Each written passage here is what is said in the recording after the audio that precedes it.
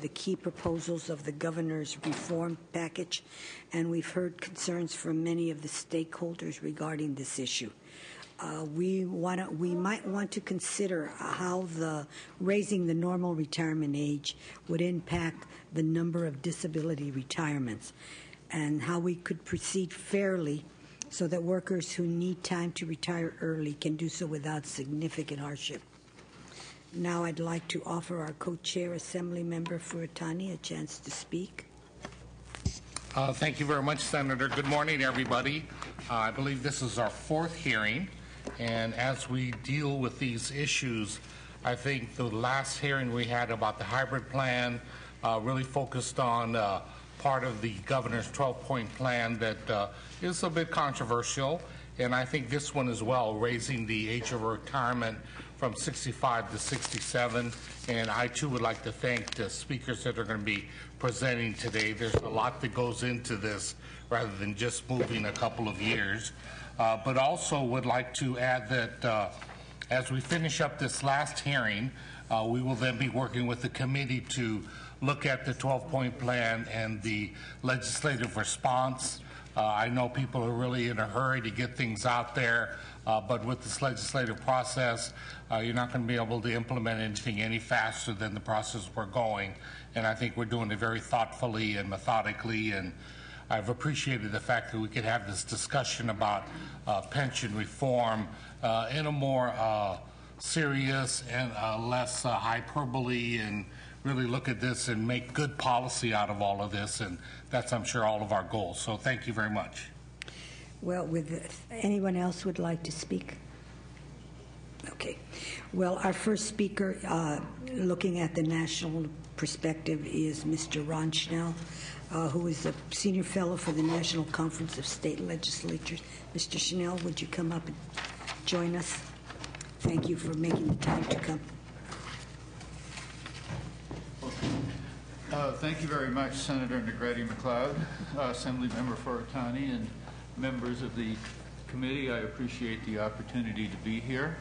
As the Senator said, I'm Ron Snell. I'm a senior fellow at the National Conference of State Legislatures from Denver.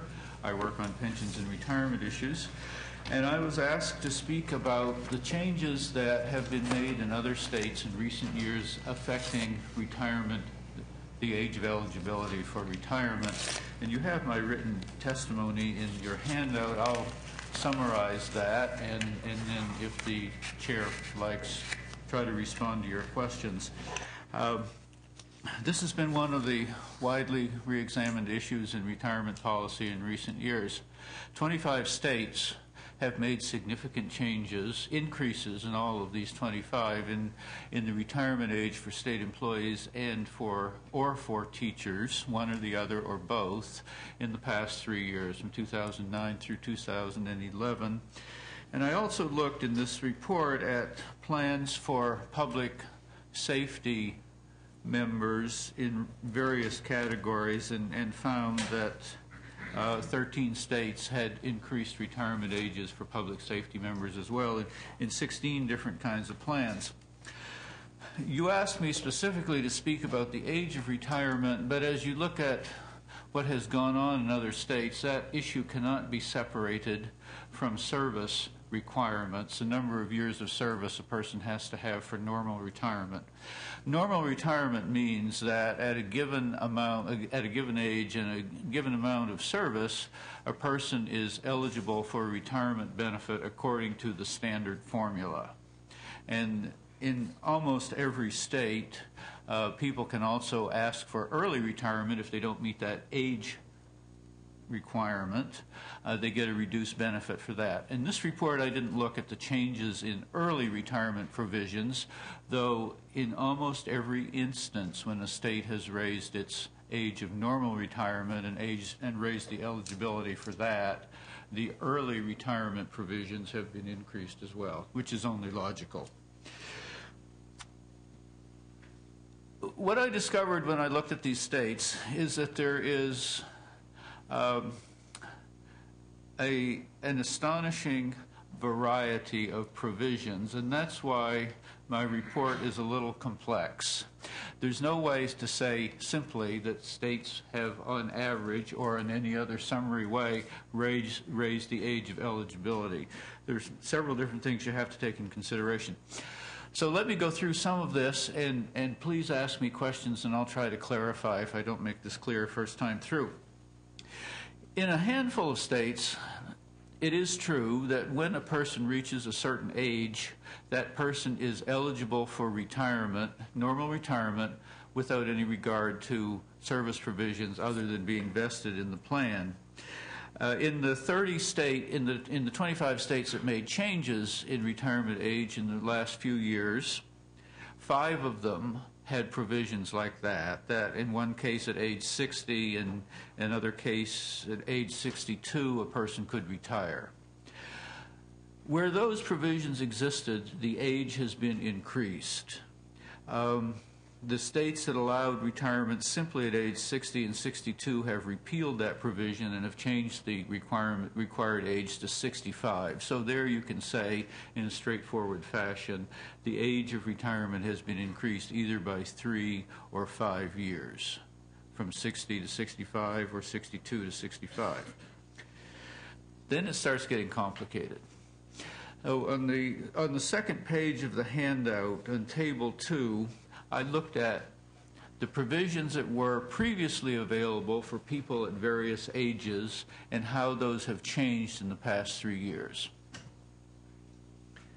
Before these changes, there were 7 of these plans for state employees and teachers that allowed people to retire between before age 60, between 50 and 59, with various lengths of service, but usually very long service, 30 years in each of these cases, if you were not over 59 years old.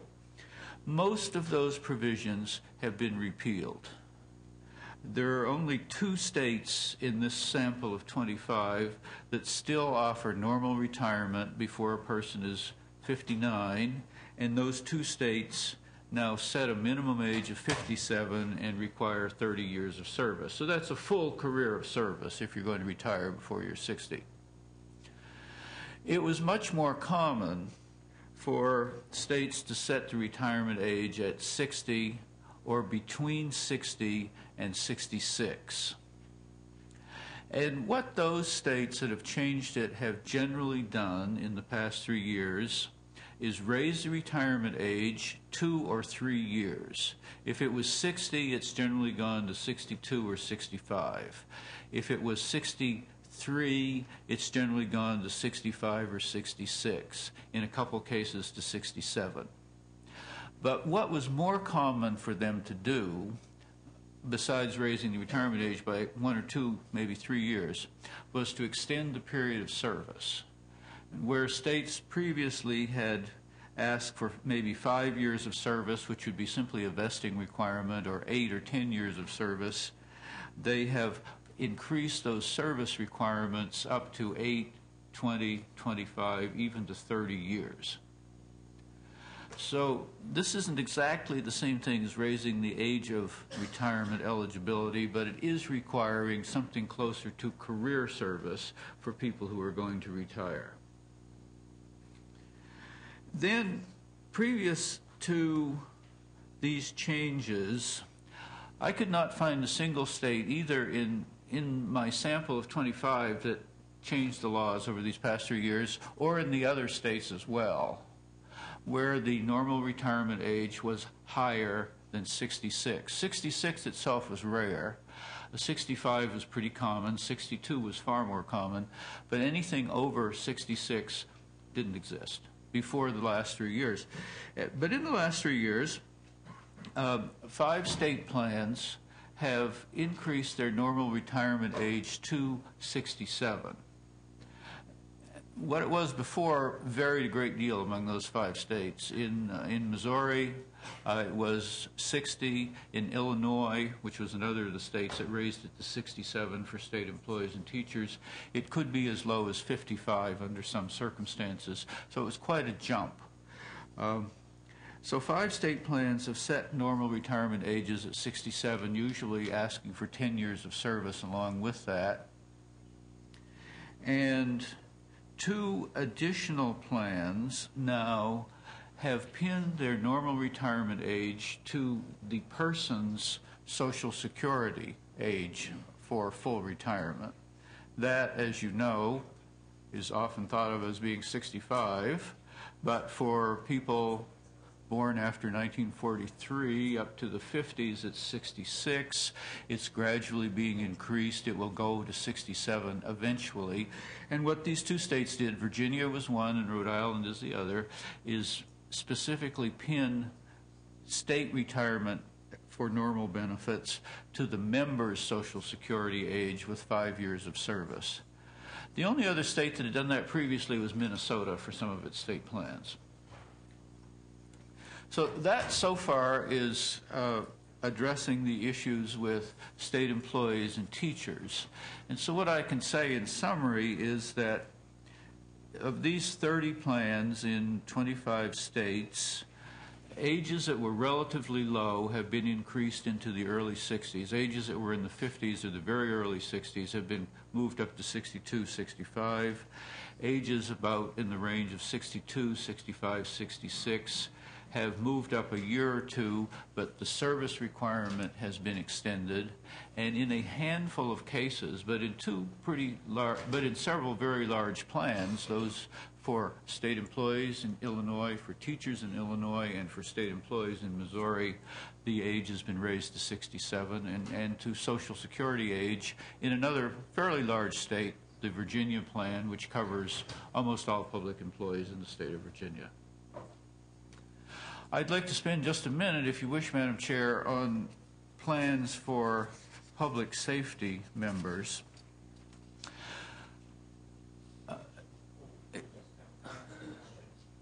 I'm sorry? Let me ask just a question.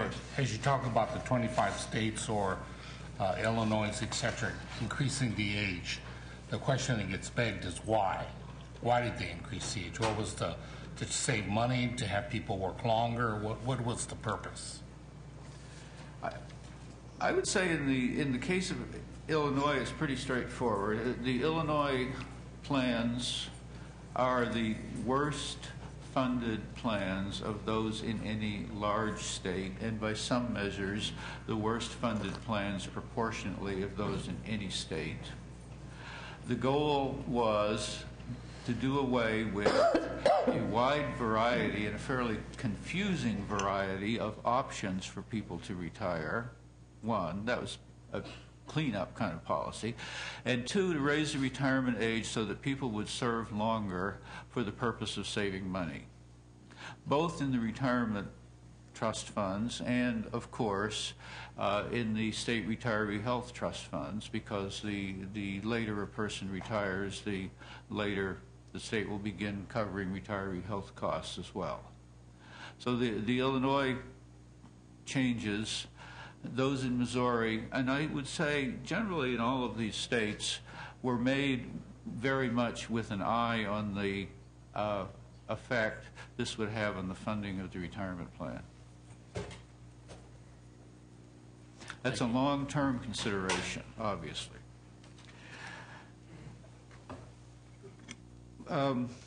With public safety plans, it is, of course, also partly a matter of funding, but I think it's also partly a matter of a question of whether the plans were too generous, just as a question of public policy. As this committee would well know, plans for public safety members offer normal retirement at an earlier age and with shorter periods of service than for teachers and public employees. That is true across the country, and the reasons for that are the physical and psychological demands that many people in the public safety field have to experience. Some of these plans offered, like the one in Massachusetts, retirement as early as age 45 with 10 years of service. Others more commonly offered retirement at age 55, sometimes with only 3 to 5 years of service. What's generally been happening with these plans, and this is summarized in pages 4 and 5 of your handout, and then in detail, plan by plan, at the end of the handout. What's generally been happening is that retirement age of eligibility for public service people has been increasing to the late 50s in cases where it was in the low 50s before, or when it was in the mid to high 50s before, has been increasing up to around age 62, but hardly ever going beyond that, with a somewhat increased length of service. For example, one plan that previously asked for an age of 52 with 25 years of service increased that to 57 with 25 years of service. Plans that were at age 50 asking for 25 or 20 years of service have increased the age by 2 or 3 years and increased the service requirement by a few years. That partly brings them a little closer to the retirement criteria for other kinds of employees. It also speaks maybe to better health and longevity, and it speaks, I think, as well to a desire to save money. I have a question. Are there exceptions? I'm going to give you an example. My husband was a law enforcement officer, but he came on the job when he was 21. So he retired with 26 years of service, which let him retire at 47, which would be much earlier than any of these, but he had a long longevity of service. So are there exceptions, or? There are exceptions, Senator, and thank you for that question. Just like plans for public employees and teachers, plans for public safety officers usually offer 2 or 3 paths to retirement, and one of them is an age and service pairing. And in many cases, one is a requirement of a certain number of years of service, such as your husband, and those also have been increased to some extent. For example, a couple plans that previously had a 20 years and out provision have increased that, asking in one case for 25 years of service, asking in another case for, or setting it in another case no longer just to be an age requirement, but an age, not to be just a service requirement, to be a service requirement of 25 years, but with a minimum age of 52 and a half. And other instances are increasing a 25-year requirement to 30 years, 22 to 25 years, or to a specific age, in this case 50. So those have been modified, increased somewhat, 2 or 3 years, and perhaps with an age requirement as well.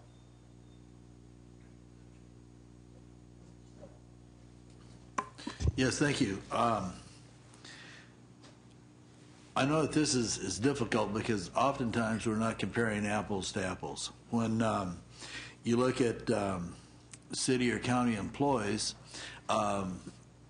the executives or the administrators or the managers usually sit behind a desk, and the tree trimmers and the men that repair the roads, or the people that repair the roads, are physical, and they're out there doing physical work. And I think that you could probably sit behind a desk much longer than you could sit behind a shovel out on the road. And I know that well, I've been out in my district talking to my constituents about the pensions.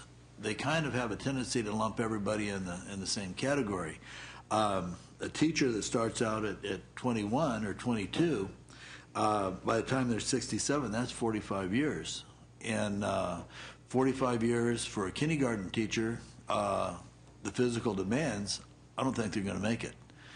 So could you talk about that for a second?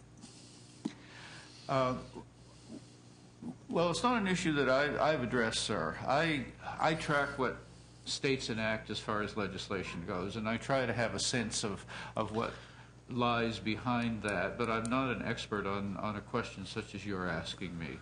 I don't think I could give you a good answer on that. See, this is what we have to deal with, and I'm concerned about the future of this state, and our future is with the children that we educate, and it's on the front burner. It's a very significant issue, and it certainly has been raised in other states as well.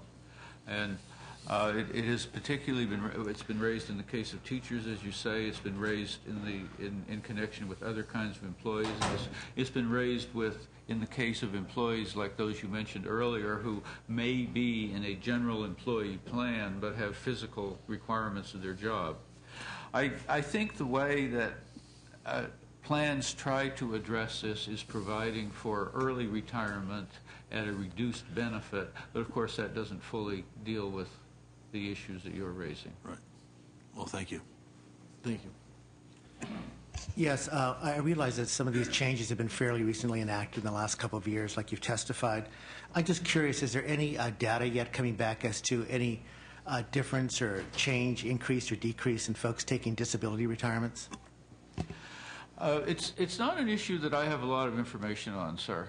Certainly, I know that many states are looking at disability retirement, and there is apparently, from anecdotal evidence, an increasing incidence of application for disability retirement. I've talked about this with people like Keith Brainerd, who I believe was before your committee earlier from the National Association of State Retirement Administrators, and we hope to do research on this, but we haven't got that done yet. That would be because the pension plans that have been initiated are too short of time to actually do some studies on that. I don't think there's been time yet to know what effect these plans have had on. But first of all, almost all the plans I have been describing apply only to people who are hired after the effect of the legislation. And even those that apply to non-vested members, which would be people in 5 to 10 years of membership, those people are too far away from retirement for us to know how these plans affect them yet. Okay. So that being said, though, that if there is, if the timeline for retirement spreads out to a longer age, then could we perhaps, it seems to be an indication that disability retirements would then start to rise, and any savings that you thought you were going to get because you did the longevity of retirement, that would then be whittled down with disability. It certainly seems conceivable, but I could not give you a definitive answer on that. Thank you. Ms. Walters, did you have any questions at all? Okay. Anybody else? Okay. Well, I thank you very much for coming out here and speaking to us, and thank you for your tables, which will help us. Again, thank you very much for your time. Chair, thank you. Committee, I appreciate the opportunity to be here. Thank you. Our next speakers are Ann Boynton from the PERS retirement system, and Ed Derman, Chief Executive Officer from California Teachers Association retirement system. Oh, we have another person.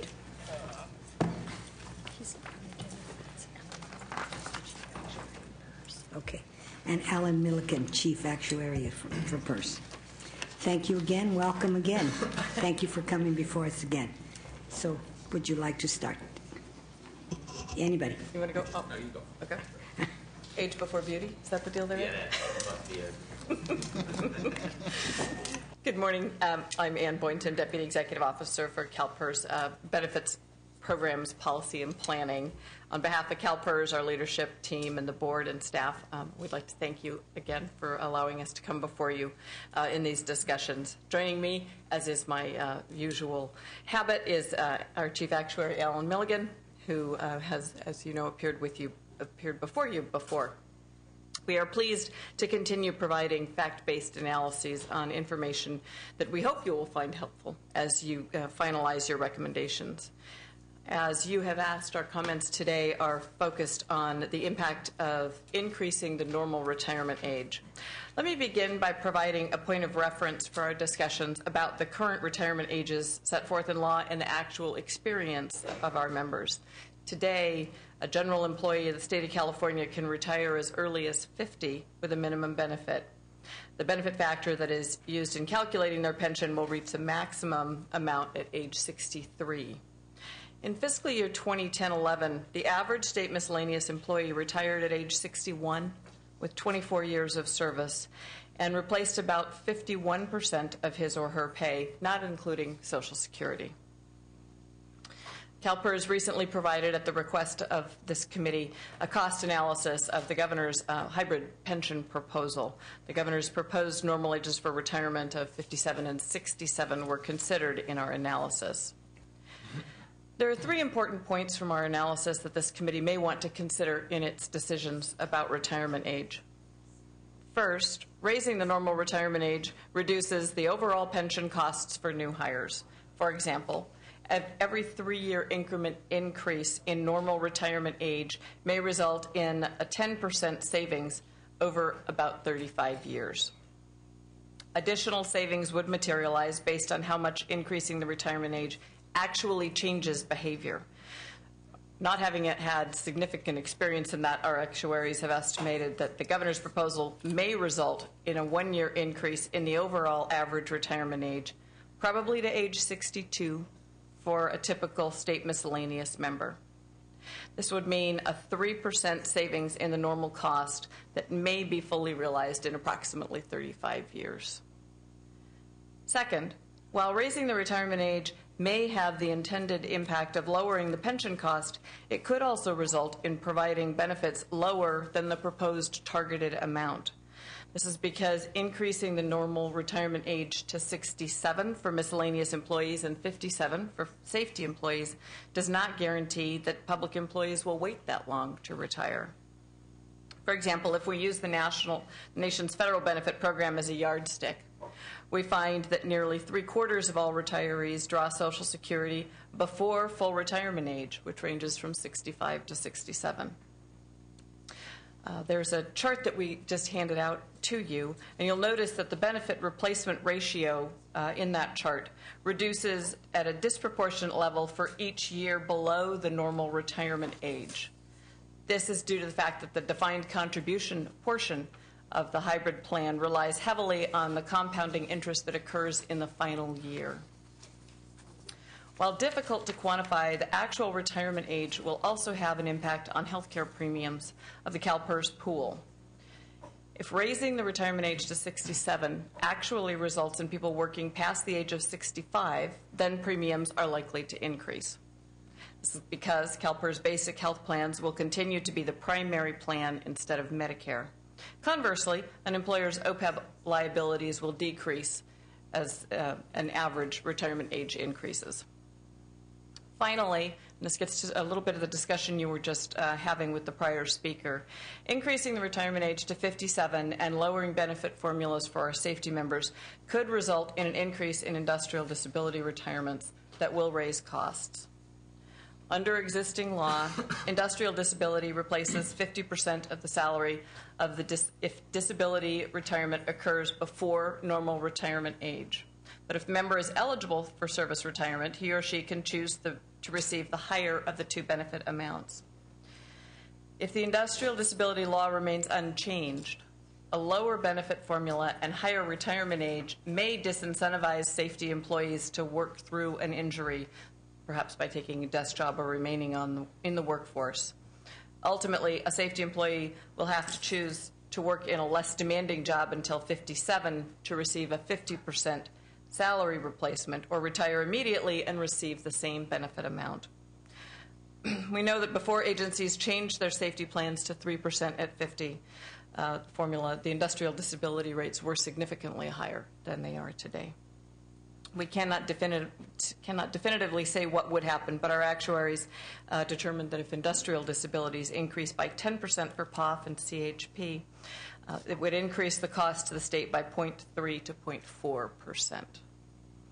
I'll conclude my remarks there, and Alan and I are happy to take any questions or expand on our analysis.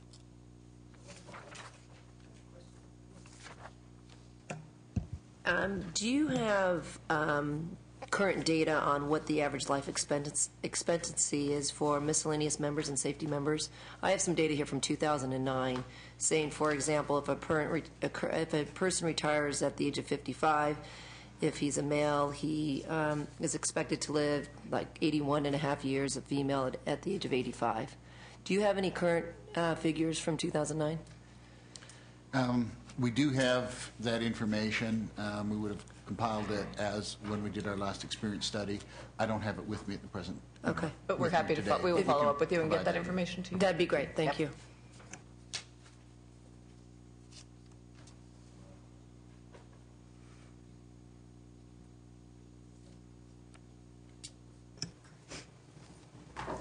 Thank you. Excuse me. There you go. A lot of my comments will be fairly similar to what CalPERS provided. I think it's important, again, to provide some context of where CalSTR's members are with respect to their own retirement behavior. Is right now the average member retires under the existing plan at age 62. The normal retirement age under the statute is age 60.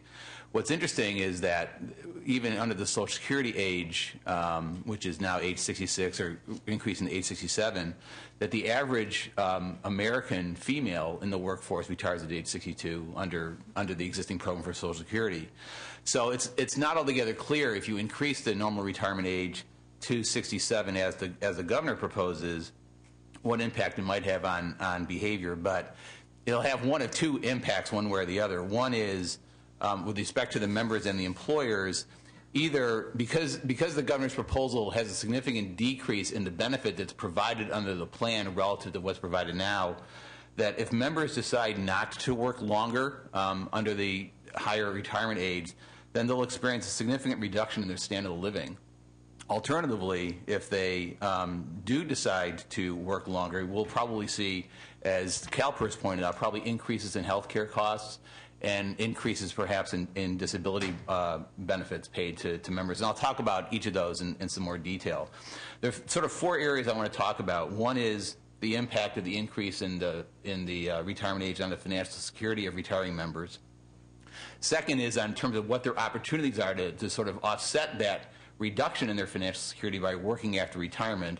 The third is the impact on disability benefits. And finally, the impact on health benefit costs. In looking at the governor's proposal as a sort of as an example of what would happen, again, assuming that 2/3 of the CalSTR's benefit under the governor's proposal came from a revised defined benefit program and the balance came from a DC program or some alternative retirement plan, that if a member retired after a full career as defined in the proposal of 35 years at age 67, their total benefit would be about 18% less than what they would get under the current plan. But more significantly, when you look at what the average person who's working under the plan now, if they were not to work longer under the proposed plan, their benefits would be reduced by a total of 40%. So, in fact, what they would be retiring under the revised plan is equal to about 35% of their final salary. And remember that CalSTR's members receive no Social Security, so essentially that's it. That's what they're going to get, and that's way below what would be what a person could possibly expect to retire and maintain their standard of living. So one of the things when we looked at, we do a biennial assessment of our members and their readiness to retire, and one of the things when we did this study last year is we asked members why they chose to retire when they did, and the most commonly expressed reason was they retire when they're financially prepared to do so. And if you put somebody in a program where they're going to have such a dramatic reduction in their benefits, then they're obviously not going to be financially prepared to do so, and they may end up having to work longer. And that was somewhat the experience that I think a lot of people felt after the stock market crash in 2008 when assets dropped tremendously, is that a lot of people felt they had to work longer in order to make up that loss. And if they don't work longer, then they're going to get a huge reduction in their standard of living.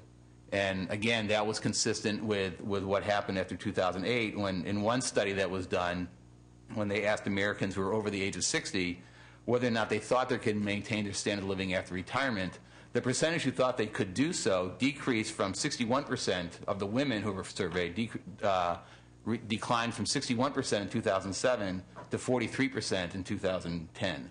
So people in other situations had a significant reduction in their standard of living or had an expectation for a significant reduction in their standard of living when their retirement benefits went down. One of the ways that people could mitigate that to some degree is by working after retirement. And it's becoming more common in the workforce in general in the United States for people to not fully retire, but they work at least some part-time. Now, what would be the perhaps unintended consequence of what's been proposed by increasing the normal retirement age is under federal regulations, a retirement plan cannot pay a retirement benefit to someone who's younger than normal retirement age unless there's been a bona fide separation from service. And the way that CalSTRS administers that requirement is that if somebody retires before age 60, which is the current normal retirement age, is that if somebody returns to work somewhere under CalSTRS public schools service during the first 6 months, we reduce their pension benefit by $1 for every dollar they earn during that 6-month period. Under the proposal of the governor is to increase the normal retirement age to 67. That means that anybody who retired before age 67 for the first 6 months would not earn any money net from that employment unless they worked completely outside of the CalSTRS related workforce, which is where their expertise is. So I think that may be that would be the sort of adding salt to the wound of you've reduced the benefit paid to people who retired before 67, and then they have limited opportunities to try to supplement that by continuing to work somewhere, either as a substitute or on some part-time basis in the California public schools. The third area that we would see perhaps is in disability. Now, I need to start by saying that disability is not a significant issue for CalSTRS. We don't have a large percentage of members going on disability. It's about 500 members per year, which is just slightly over about 1/10% who qualify for disability each year. But what we find is that the rate of disability increases above the average level after age 50 and increases pretty significantly after age 63 or older. So if people start to work longer because of the reduction in benefits or because of the higher normal retirement age, we will likely see an increase in the rate of disability, mostly in sort of muscular, skeletal areas of disability, which is what we find increasing more significantly for people in their 60s. The other thing is that a lot of people under our program, they may qualify for disability, but if they worked long enough or are old enough, they may actually receive a higher benefit as getting a service retirement benefit. Depending upon what ends up happening with the disability benefit, and under the governor's proposal at least, there's no proposed reduction in that, we could find more people who would be better off financially being retired for disability rather than being retired for service. So that would add to the number of people who would retire for disability. At the very least, we will probably see a lot of people applying for disability retirement than otherwise would have applied. So whatever savings you might realize by reducing the benefit in the service retirement would be at least partially offset, perhaps, by higher levels of disability benefits. And then finally, as far as health benefits are concerned, for the most part, the surveys that we've done over the last several years finds that employers are increasingly not providing any financial support for health care after people retire, particularly after they turn age 65. So if people end up working longer, they will continue to receive health benefits that are financially supported by their employer.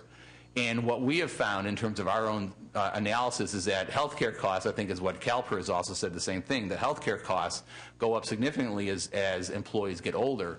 And particularly if you consider the fact that those people who are working longer are probably displacing employees who would have been significantly younger, you're probably going to see a fairly significant increase in the healthcare costs that the district pays, and also that to the extent that the employees pay some of those costs, that the employee pays.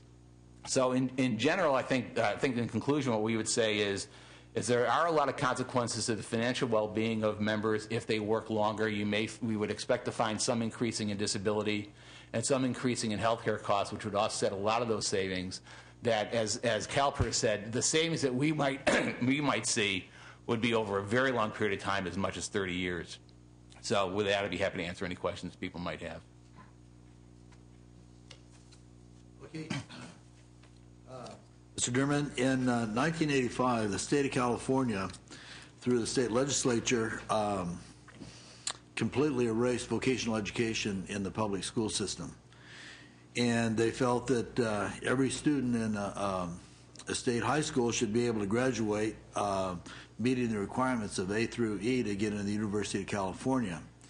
20 years later, the same body was questioning why in the world do we have such a high dropout rate. Some of the school districts had a 50% dropout rate. And when you look at the reasons, number one, not every kid had the ability to go to the University of California. Not every kid had the interest in going to the University of California. And now we're starting career education back in the school system, and it's costing us a fortune because we just completely got rid of the shop programs that we had prior to that. Well, I'm afraid that in 2012, when we're looking at the teacher pensions, if we do something that's going to completely change the scope of the people that we bring into public education, I think the state of California is going to pay for it in the future, and I'm very concerned about that. Teachers today at the top of the pay scale in most districts earn about close to $90,000. When they retire, it's a retirement that they paid into of about $65,000. That is a good retirement, but it's far cry from being a limousine type of a retirement. Mm-hmm. And I know that for the most part, many teachers have summer jobs.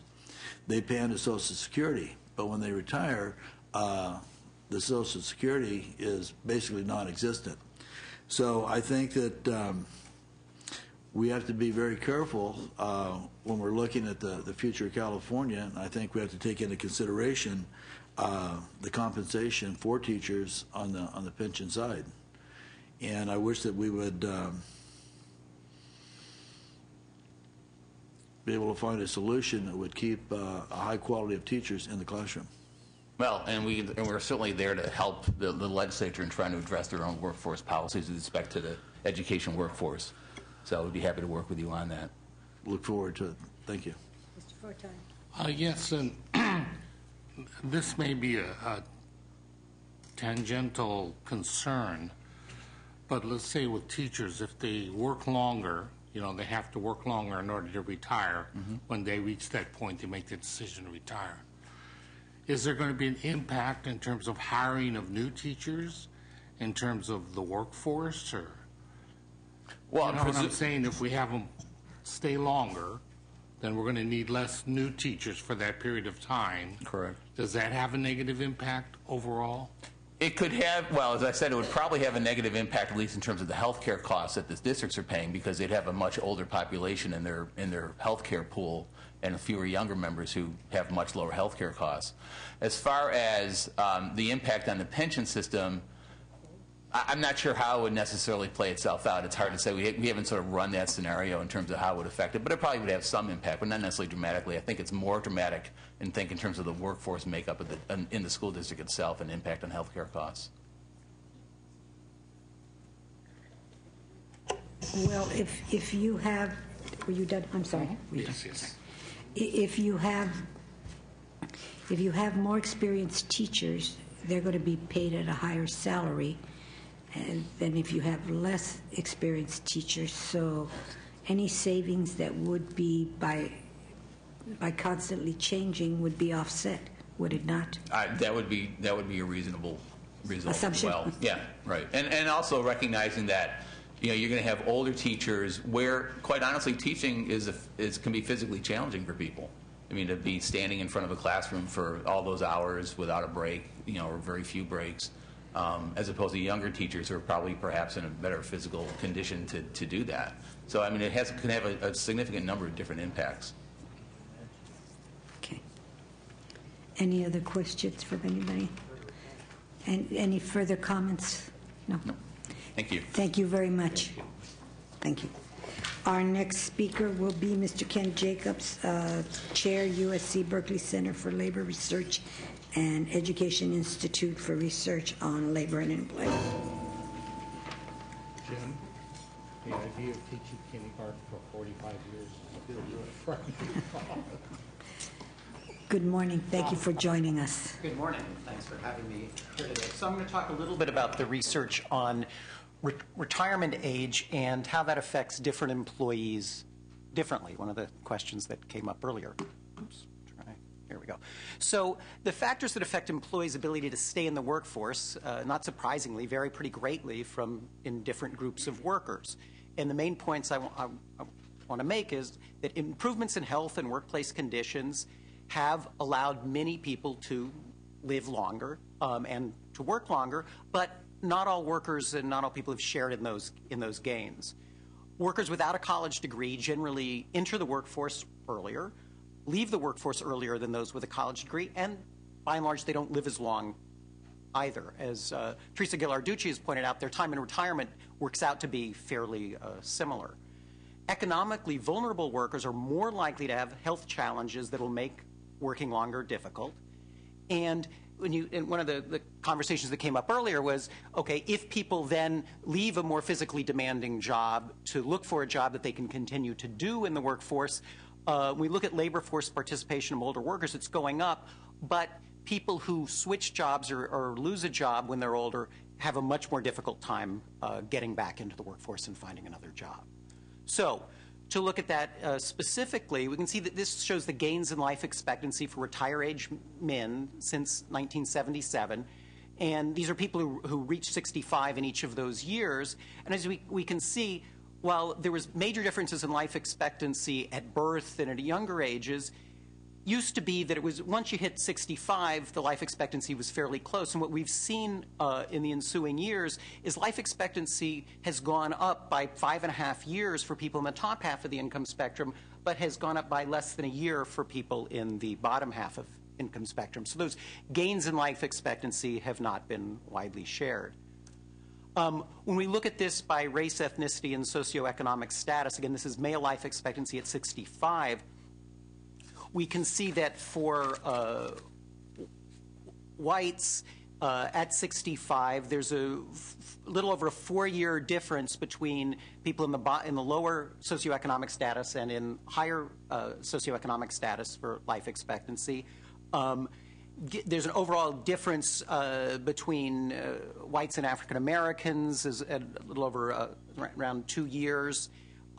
If we go back and look at life expectancy at 45, those gaps are about double. So there's a certain set of people who don't make it to retirement.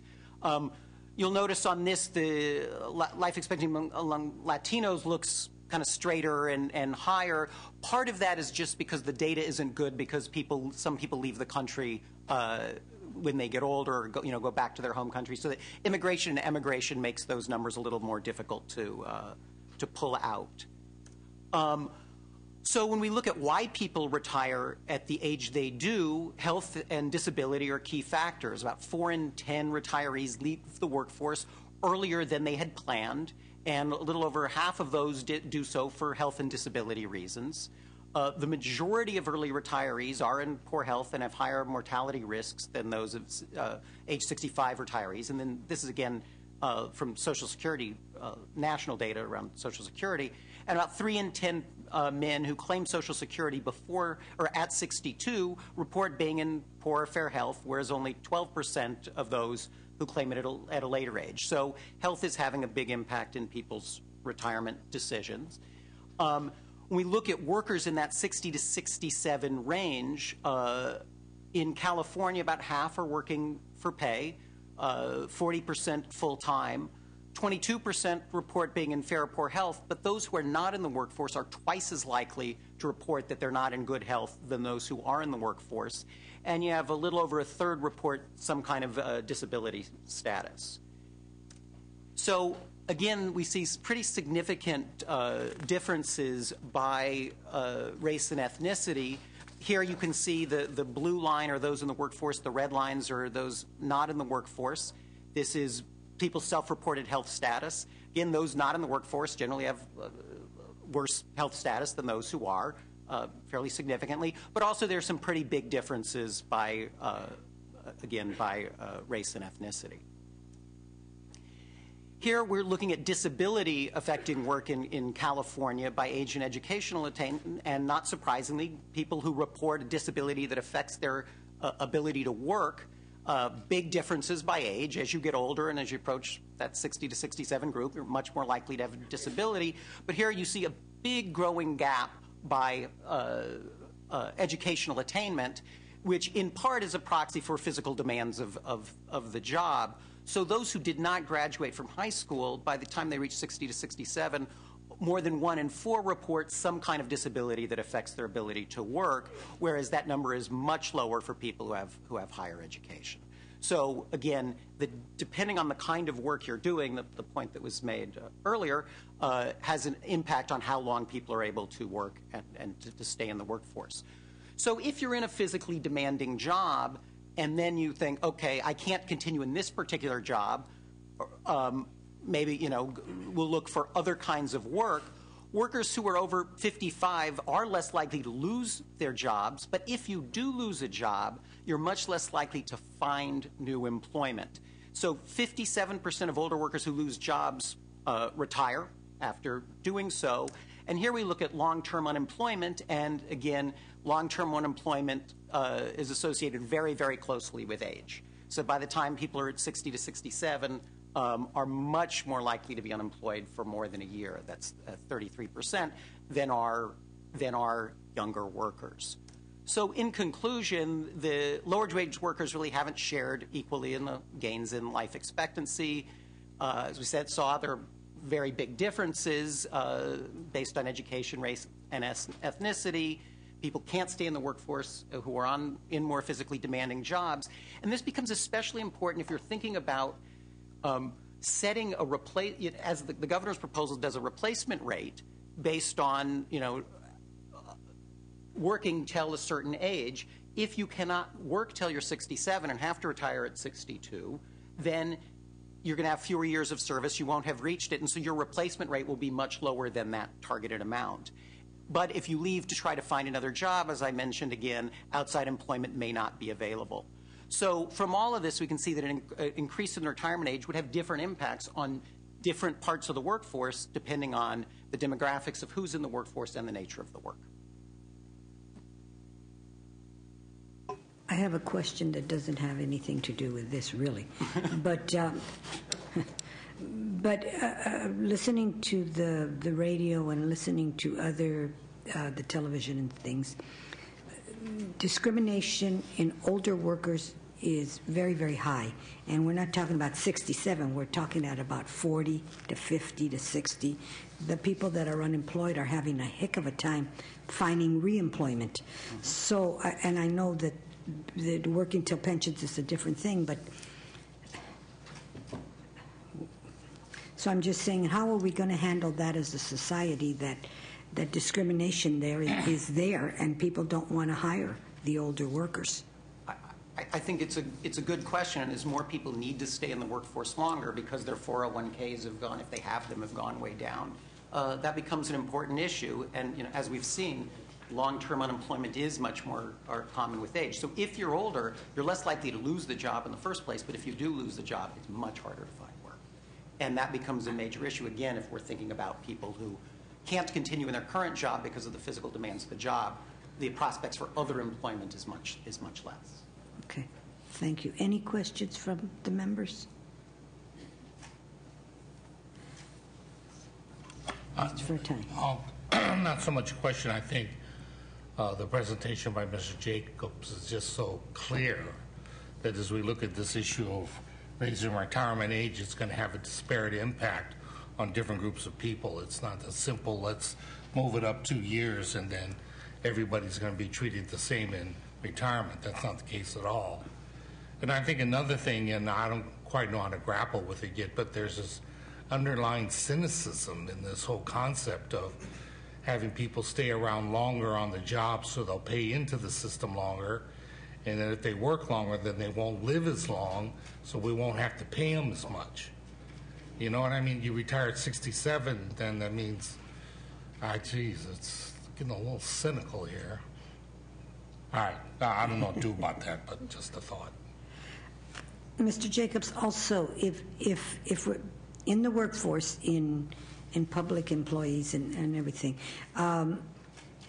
generally, the older you get, the less you are viable, it appears to me, to get promotions.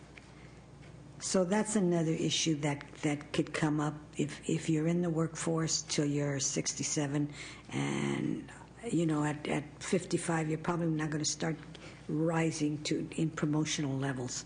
So that could be a factor too. I have not seen data specifically on that, but that Probably a whole bunch of people would tell you that is probably true. As you reach a certain age, you're probably not as viable. If your boss is 25, you're probably not going to think you're a really good candidate. So I don't know. That may be an issue long term too. That could come up. Well, I think that one of the questions here is why do we have retirement plans in the first place? And there's this combination of so that people helps keep people retain workers, right? If you offer retirement, they're more likely to stay in the job. From a state perspective, there's a public policy reason to want to make sure people aren't in poverty after they retire. But one of the reasons retirement plans were created in the first place is you also, as people reach a certain point, and many people can work longer, but as if people are having higher earnings and their productivity is beginning to decline, you want people to have a way out, and you don't want to trap people staying in the workforce, even if they can no longer do the job at the rate and the ability that they could do it previously. Which isn't to say that there aren't quite a few people who can and should continue, but that does become a productivity issue as well. Well, no, look at the panel. We are productive at an older age. I think many people are productive, and a lot of this depends on the type of job and the kinds of work. And again, when you're looking at more physically demanding type jobs, there is a limit to which people can do those jobs. Okay.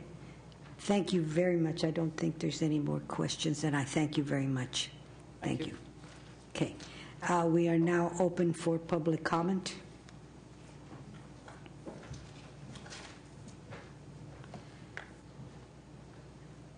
This particular hearing must not be as sexy as the other ones because we don't have the capacity of people out there. So those wishing to speak, come on up. Madam Chair, Mr. Chair, Eduardo Martinez with Carter Wedge & Associates, and I'm speaking to you today on behalf of the California Coalition of Utility Employees, the International Brotherhood of Electrical Workers, the Western States Council of Sheet Metal Workers, the California State Pipe Trades Council, and the International Elevator Constructors Union. I want to thank you, obviously, for holding this hearing, and a very important topic as far as the governor's pension plan goes. I also want to particularly thank Assemblymember Silva for his insightful thoughts and comments regarding folks who use their bodies and work their entire lives, working with their bodies, and the implications of this proposal on those types of workers. You can imagine what it might be like asking a 66-year-old, for example, to go up on a telephone pole and do work on a pole. There are potentially public safety issues that extend beyond just the classification of the employee. Right. This is work that's very grueling, very demanding, and we think that this across the board move to increase the retirement age really needs to be thought out, and particularly when it comes to folks who work with their bodies. There may be some workers who can work this additional time, and we don't necessarily think that the folks that we represent are in that category. So as the discussion continues, we just ask you to keep that in mind. Our folks are plan their whole lives to retire. They negotiate their plans for when they can retire, and we believe that this would be potentially devastating, not just to them, but the work that they do. Thank you very much for the time. How old are your workers on an average? I mean, they range. Certainly, I mean, we have folks who sort of start their careers, like some members have said, earlier than folks who go through college. So they really span the gamut. But at a certain point, maybe at sort of mid to late 50s, they start to have to transition into work that is sort of more that they're more capable of doing given their physical constraints. So probably your workers start at about 18, somewhere in there. So by the time they're 40, they've done 20 some years in their given professions. That sounds about right. Mm-hmm. Okay, thank you. Thank you. Hello. I'm Irene Wetzel. I'm with CalRTA. I'm the State Legislation Committee Chair. And CalRTA is concerned about the long-term welfare of education in California, and we consider that a priority. Protection of the retirement system for current and future teachers. Thank you for addressing the pension issues and considering the public service of teachers and their retirement security. The outcome of this committee will impact future decades of education. Cal RTA Board has taken a position on the governor's 12-point proposal. These have been sent to you by our advocate, David Walrath. Today's topic of increasing normal age of retirement is of great concern. By the very nature of teaching, the increased class sizes and current challenges for student success, we need to look deep into the age of teacher retirement. Teachers use high energy, use innovative methods to engage students in learning, need physical mobility, incorporate a high level of multitasking, deal with both mental and physical stress. Teaching is not a career for most senior citizens. Teaching is a career sparked by youth and enhanced with maturity and wisdom. Fortunately, there's a time when a teacher knows to pass the baton to the next generation. This cannot be legislated. If a greater age is legislated for retirement security, then teachers will force themselves to stay past their time. If retirement age with full benefits is increased, and because teachers tend to face possibilities of long-term health issues, will teachers who should care for their health continue to teach in order to have retirement security? If a senior teacher has mobility problems, will adjustments be available in the classroom for walkers, long distances across campuses, movement inside the classroom, physical assistance to the students when needed? When a senior teacher can no longer handle stress, will they need to go out on disability, wait for retirement age while class environment may be in disarray? Will the district place the teacher in a non-productive environment? If retirement age is increased for teachers, there will be new issues in education that we as a state will need to face. Should you drop a coffee? For the welfare of education in California, to attract future teachers and provide retirement security for teachers, Cal RTA is opposed to increased age requirements. So true retirement security provides defined benefits. I thank you for your attention and wish you success in your endeavors. I'd like to ask you a question. Yes. Since the gentleman from STIRS said that most teachers retire between 60 and 62, what age do you think they should retire at? I think I retired at age 61, So and you I followed. probably would have enjoyed a couple more years. So what age do you think is optimal? If we raise the retirement age, where would you see it at? What do you think For is teachers, too old? I think some teachers, everybody's different, and everyone needs to retire at a different age. But I would say the low 60s is pretty basic. There's one teacher I understand that's still teaching at 90. I mean, who's to say who can be effective? Okay. But I think the option needs to be there if one says it's time for me not to be in the classroom, then this is it.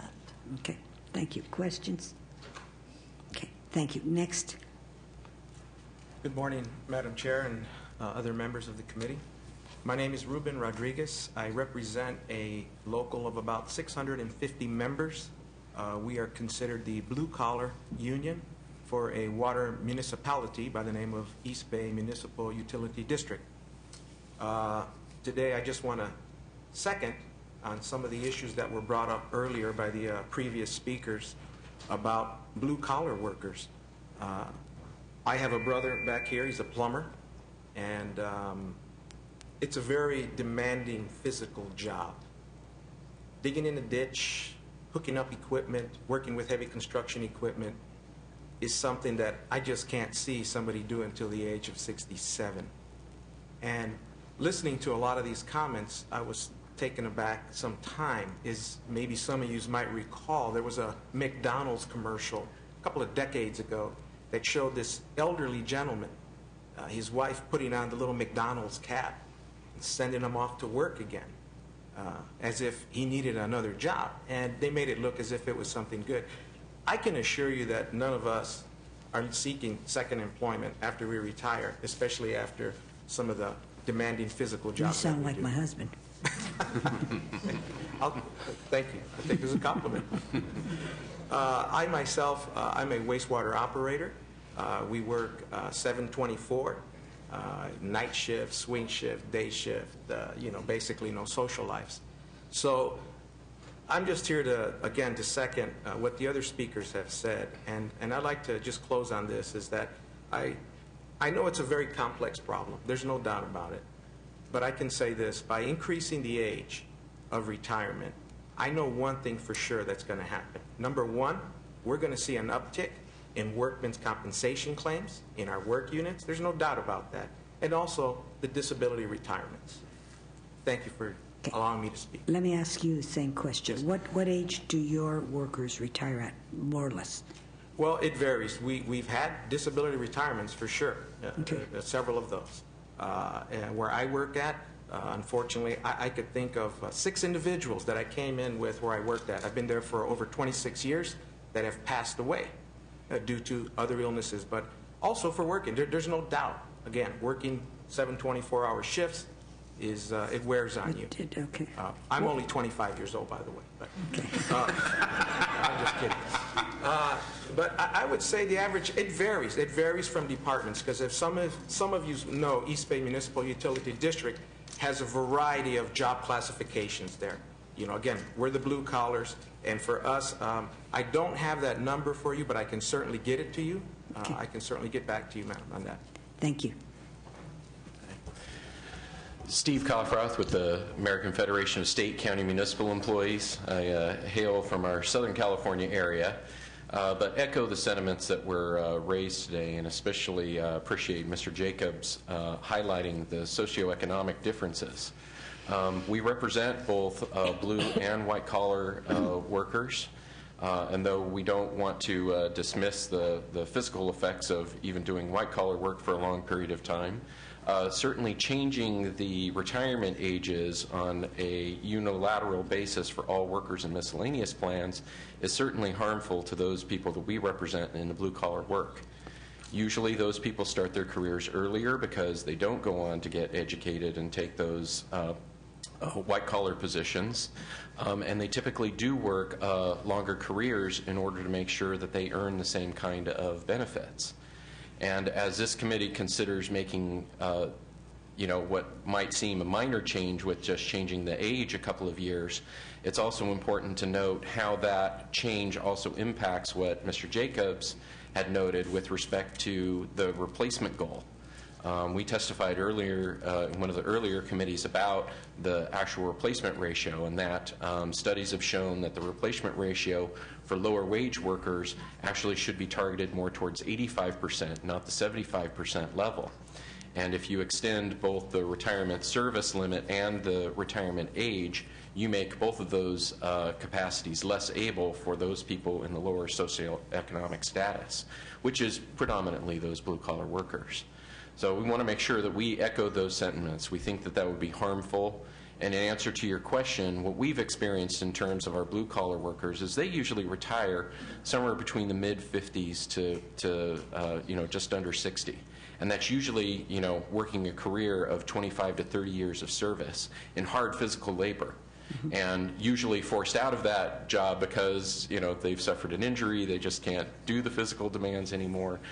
They're bumping up against the ceiling in terms of promoting into supervisory issues, and as we raise those limits, we have to recognize, I think duly noted, that we're creating a downward pressure on upward mobility if we extend the retirement ages. So as people, work in their careers, they will be forced to stay in lower level positions and not be able to move up into those higher positions as you do so. And as duly noted, said many times, we logically conclude that there will be a higher experience and cost with both medical issues as well as disability issues as those ages are increased. So we urge the committee to really look seriously at those, and especially how they coordinate with other changes that are being considered at the same time. Thank you so much for your comments. Thank you. Madam Chair, members of the committee, Christy Baumer representing the California Professional Firefighters. It appears that many have put this same issue on the record, but I wanted to at least express my gratitude that you're examining these issues so deeply, and then also suggest to you that the Commission on Health and Safety and Workers' Compensation just a couple years ago did a study on work-related injuries. They looked at construction trades, they looked at firefighters, they looked at police officers, and the incidence of job-related injury where those workers have very difficult time returning to work that happened between the ages of 50 and 55 as compared to 55 and 60 experienced an exponential growth. So I would caution you to continue asking the questions you're asking about if this is about cost savings, are they really there, or are they just translated and transferred to a cost increase in another program? And so thank you for your time today. Thank you. Anybody else? Well, it appears our session has ended. Any comments from the members? This is our third conference committee hearing, and third or fourth? Fourth, I guess. And I know that the governor came forward and came and actually testified at one of our hearings and put forward his 12-point plan. Language has been introduced. It was introduced February 22nd. And my question, I guess, is to both of the chairs. Will we be hearing the governor's proposal in this conference committee? Yeah, we've heard it, the second hearing, so. No, I mean in detail, the language that has been put forward, the governor's proposal, the language that's been put forward, are we going to be looking at his 12-point plan in this conference committee? You mean point by point? Yeah. To really, if we're serious about solving our pension crisis and the governor has put forward a plan, don't you think that this committee should hear what his plan is and have a chance for us to look at it? Well, I thought that's what we were doing. We're looking at it point by point. Well, we've heard one aspect of it in this today, in terms of raising the retirement age. That's all that we've heard. No, we specifically. We did the hybrid. We did the. Now we're doing the age. What are his other plans? But we haven't looked at his language, though. Oh, his language, his actual language. Yeah. Is it in bill form? It's been in bill form for about a week. Okay, it's been in bill form for It was introduced February 22nd. Yeah. Okay. I'm requesting that we look at his specific language in this committee. I'm assuming we're going to look at that in the context of all of us discussing. The 12-point plan is the basic framework that we're working off of. Right. Yes. Whether in terms of the actual wording we're going to agree with or not agree with, I believe that will be discussed in the conference committee as we prepare our report.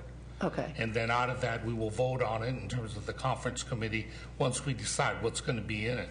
But I agree with you. The governor has presented, but in looking at the actual wording that the Republicans introduced last week, I think it was, that'll be a part of this discussion here. But it's not the only discussion.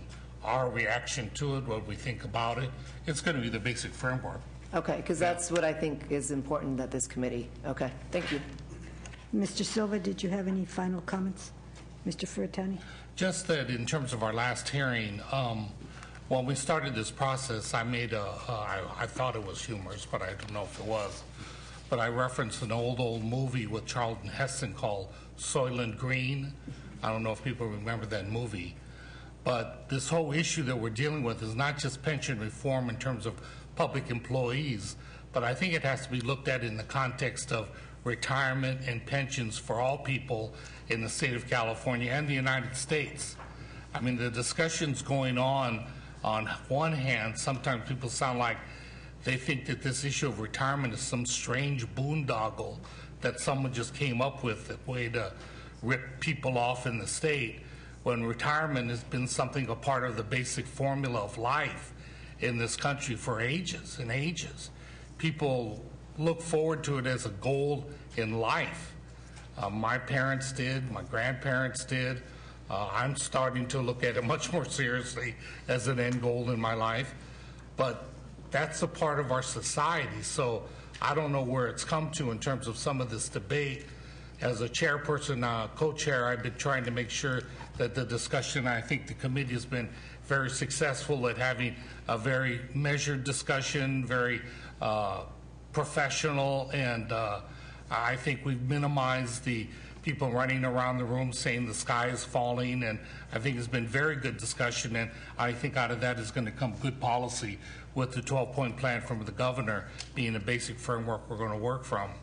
But I think the whole issue of retirement for the country is a big issue, and throwing it out like it's something that is foreign and it's a hustle that people are doing, it's a shell game, is just BS. It's a part of our life and should be for all workers, and I think that's what we have to look at. It's a really important part of people's senior lives and end of their lives, and having a good retirement and pension is really important. Thank you, Mr. Furtoni.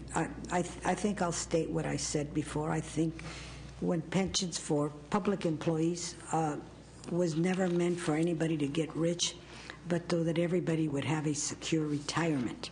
I think the people on the outside in the private sector, those people that have pensions are very glad of them, and it's so funny that everybody seems to be targeting the public sector for pensions, and of course, if you really think about it with your conscious mind, that you realize, and I'm talking to the public out there, that only about, I would say, less than 1% are those crazy pensions and all of that newspaper-worthy things that got in the news where they were commenting on the Rizzo. Rizzo was one gentleman. Maywood, or was it Maywood Bell? Which was it? Bell was one city, and I don't know how many cities in California. So when we're talking about the craziness of pensions, we're talking about 1 or 2 or 3 or 4 or 5 that made the newspapers. The rest of the people that are retired, the people that are using their pensions to live on, they don't make the papers, because we all know that pensions on an average are about from $25,000 to $35,000 a year. And don't forget that those people paid into those pensions. It wasn't given freely. Somebody didn't say, here you are, you got a pension. The employer put in and the employee put in with the expectations that they would retire to a secure retirement. So with that, I thank you all for coming, and we'll see you again at our next hearing. Thank you.